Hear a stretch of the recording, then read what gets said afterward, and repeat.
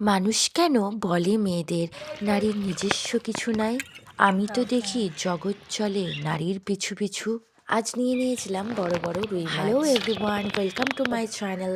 প্রথমেই মাছটাকে নুন হলুদ দিয়ে ওয়েল মিক্স করে রেখে দিয়েছিলাম। একে একে টমেটো, আদা, পেঁয়াজ, রসুন কেটে নিয়েছিলাম।